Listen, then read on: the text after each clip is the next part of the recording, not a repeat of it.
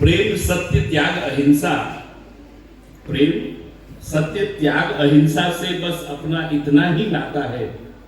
प्रेम सत्य त्याग अहिंसा से बस अपना इतना ही नाता है। दीवालों पर लिख देते हैं, दीवाली पर पुत जाता है। अब समाज ऐसा हो गया है कि आचार्यवर अपनी परंपरा संभाल रहे हैं, हम हमारी परंपरा ही संभाल रहे हैं, और सबकी शिक्षा एक ही है।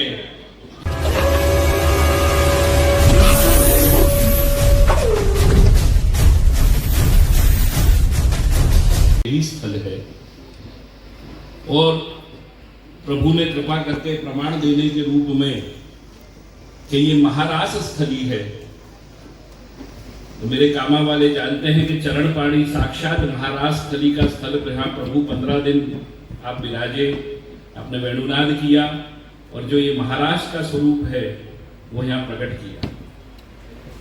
उसके अलावा पिछले 500 वर्ष से पुष्टिमार्गीय सप्तपीठ में से 7 जो प्रमुख पीठें हैं उसमें से 2 पीठ कामवन में विराज रही हैं और दोनों ही रास के ही स्वरूप है, एक महारास का और एक लघु रास का। और मेरे तो ये सौभाग्य है कि सद्भाग्य मैं तो मेरे जीवन का समझूंगा कि मेरे माथे तो वो निधि विराज रही है इस समय कि जिनको विश्व के पटल पर जिस काव्य के लिए विश्व में सर्वश्रेष्ठ काव्य की रचना की उपमा दी गई मधुराष्टक, मेरे प्रभु वो मधुराष्टक मधुराधिपति हैं। इसलिए मैं तो ऐसे ही अपने आप को बड़ा गर्वित महसूस करता हूं कि मेरे माथे तो वो निधि विराज रही है जिसके लिए अधरम मधुरम वदनम मधुरम नयनम मधुरम रखा गया और विश्व में जिसका इतना अनुपम स्थान बना। अस्तु। बहुत अभी मेरे से एक कह रहे थे कि आप बहुत शॉर्ट नोटिस में आए। भाई मेरे काम का काम है, और वैसे भी श्रीमद् भागवत में कहा है कि गुरु के द्वार, पिता के द्वार, भगवत द्वार तो बिना कहे भी जाना ही चाहिए, इसमें मान अपमान नहीं है। और वैसे इतनी बड़ी परंपरा के जब संत यहाँ पधारे हैं तो फर्ज रूप में भी मेरी कर्तव्य निष्ठा के रूप में भी ये हो जाता है कि गांव में पधारे हैं तो निश्चित रूप से गांव की तरफ से, आचार्य परंपरा की तरफ से उनका स्वागत होना ही चाहिए।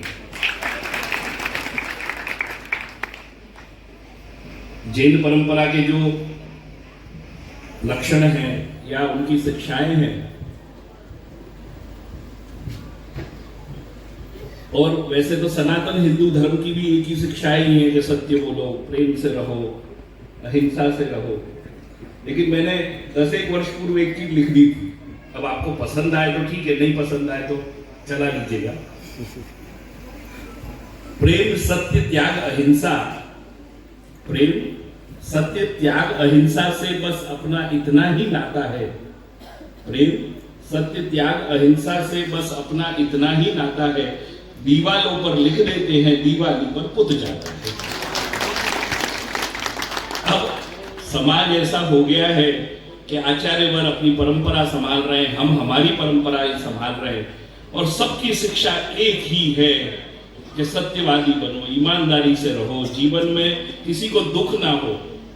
अपन हिंसा का स्वरूप है ना, ये हत्या आदि या ऐसे चीजों से जोड़ते हैं। हिंसा किसी के मन को दुख दिलाना भी बहुत बड़ी हिंसा है, किसी के मन को कष्ट देना भी हिंसा ही है, किसी का बुरा चाहना भी हिंसा है। त्याग तो अब आप जैसे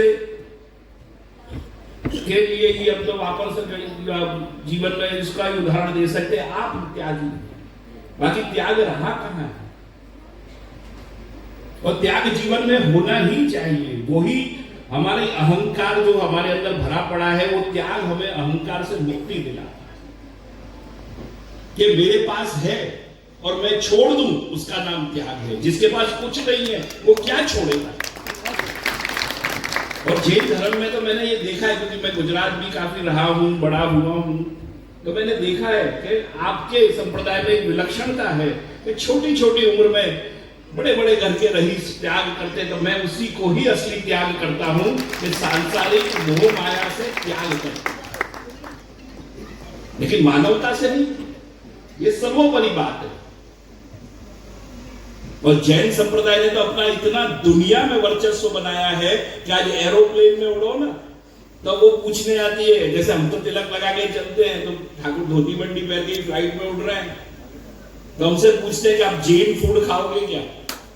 मतलब ये आपकी कक्षा है और उस कक्षा को हमें बरकरार रखना है, लेकिन जो सांप्रत समय और परिस्थिति चल रही है उसमें हम बिल्कुल नहीं रख पाएंगे, क्योंकि हम बिगड़ते ही जा रहे हैं। आज मैं यहां आने का एक और भी कारण है कि अब सभी सनातनियों को एक जगह पे इकट्ठा होना ही पड़ेगा।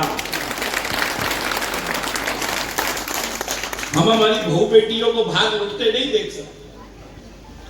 हम किसी पार्टी के चक्कर में बिल्कुल नहीं पड़ सकते कि फलानी पार्टी का है, दूसरी पार्टी, अरे भाई तेरी पार्टी का है, तेरी भी बहू बेटी है, इस पार्टी का है, उसकी भी बहन बेटियां है, बच्चे।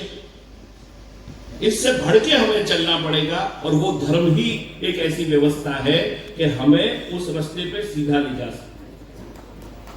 धर्मो रक्षिति रक्षता। अगर आप धर्म की रक्षा करोगे तो निश्चित रूप से धर्म आपकी रक्षा करेगा। और ठाकुर जी ने तो गारंटेड कहा, 18 अध्याय तक ज्ञान देने के बाद अर्जुन की बुद्धि में जितना आया आया, नहीं आया कोई बात नहीं। तो प्रभु आखिर में ये एक ही आज्ञा करते हैं, सर्वधर्म परित्याज्य मामेकम शरणम, सब छोड़ मेरी शरण आ जा।